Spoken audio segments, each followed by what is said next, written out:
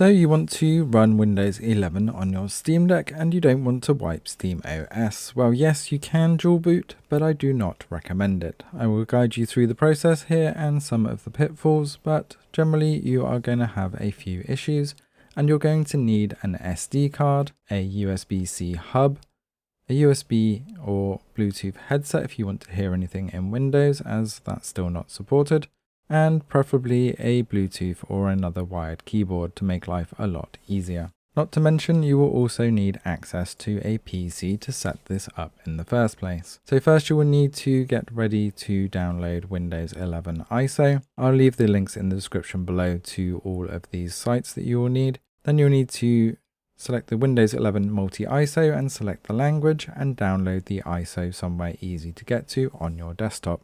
That should take a few minutes to download, and while that's downloaded you want to go and find some software called Rufus. Again, I'll leave the link in the description below.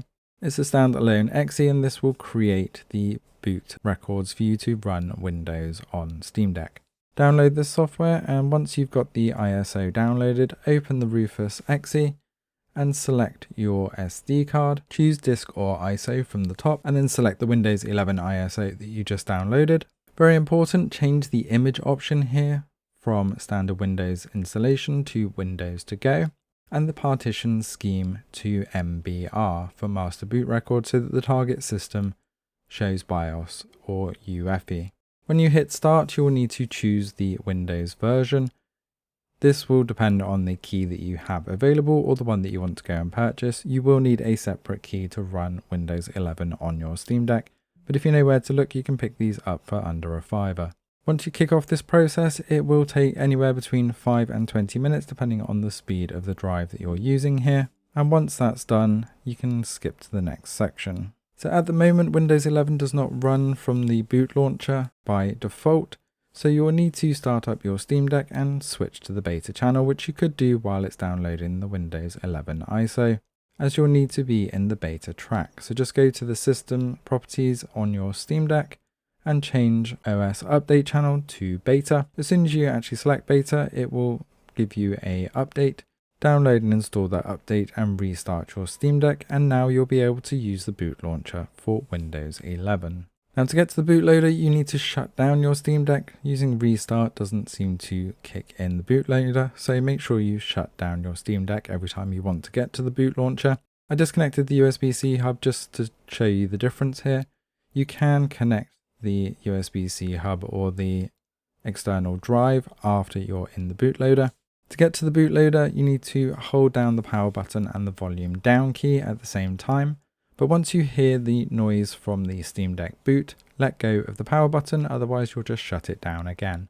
But stay holding the volume down key until the boot launcher loads. So as you can see, I've only got two options here, but if I now plug in the USB-C hub with my memory card, I'll get a bunch of more options. And I know that the USB-C generic device is the one with my SD card and Windows 11 installation on.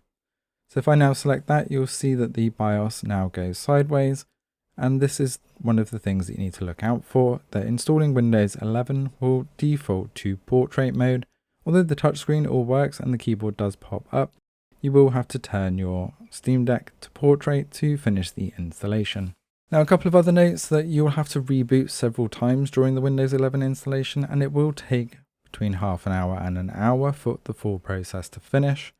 Each time it reboots, your Steam Deck will default reboot back into Steam OS, and you'll need to shut it down, go back to the bootloader and select your drive to continue the installation on each stage. Now it happened around 4 times for me on the reboots for Windows 11, so do look out for that, and depending on how quickly you catch it, depends on how long it's going to take to install.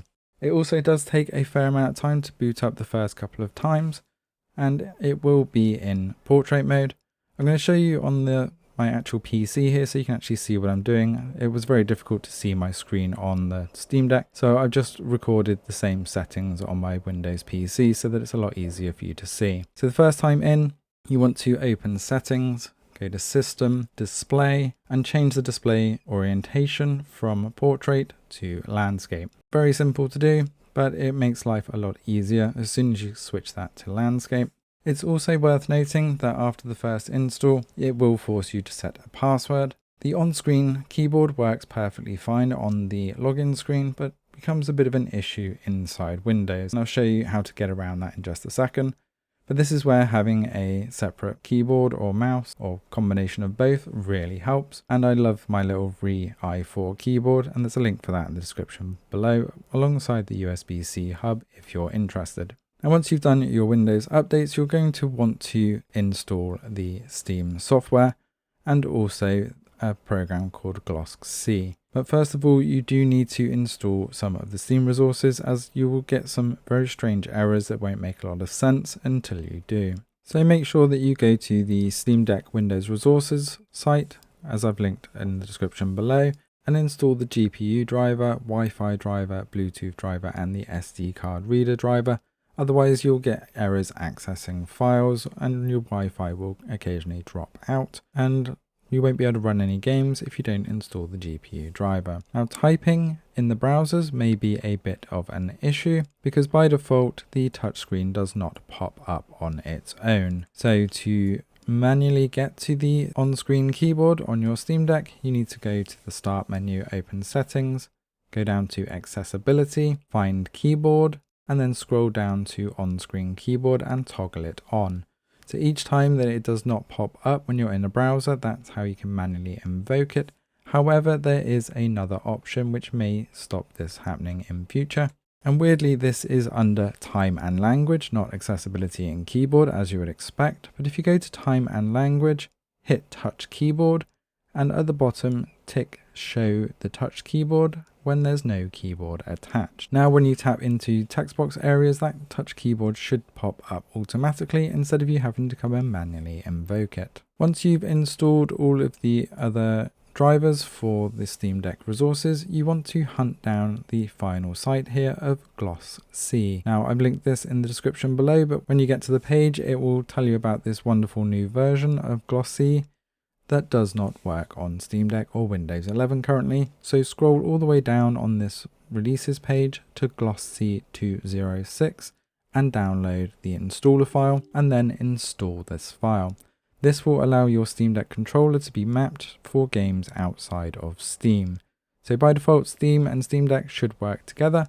However, if you're going to use any other launchers, and I'm going to show you Halo Infinite on the Xbox Game Pass app here, and why you would need to use this. So install glossc, go through the initial startup process. Once you've opened that up, create a new mapping, and I've called it all here, and then you want it to tick for launch game. Do not tick use desktop config, this will mess you up.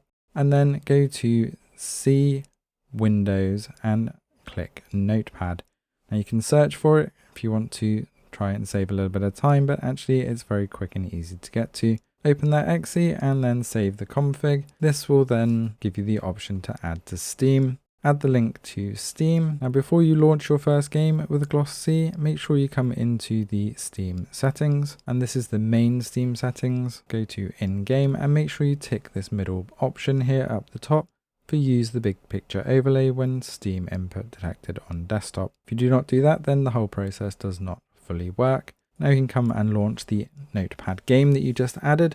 This will pop up Notepad and a command window. You can just minimize these and all other windows. And now you will have full controller support in things like Xbox Game Pass app, Ubisoft Connect, or even the Epic Games launcher games without having to mess around with third-party applications. So there you have it. There's Windows 11 up and running off of a USB-C drive, giving you dual boot on Steam Deck with Steam OS and Windows 11. However, it is hit and miss whether the games run very well, and this will depend massively on the speed of your USB-C card, as well as any multi-applications that you're running. I would also like to note there are a lot easier ways to run Windows from your Steam Deck. Although they do cost a little bit more, do look into running virtual PCs or even things like GeForce Now and cloud gaming for those games that don't work on Steam Deck, as this is not the most stable way to run Windows games. Thanks for watching, don't forget to hit that subscribe button to stay up to date with all things Steam Deck, and we will see you next time.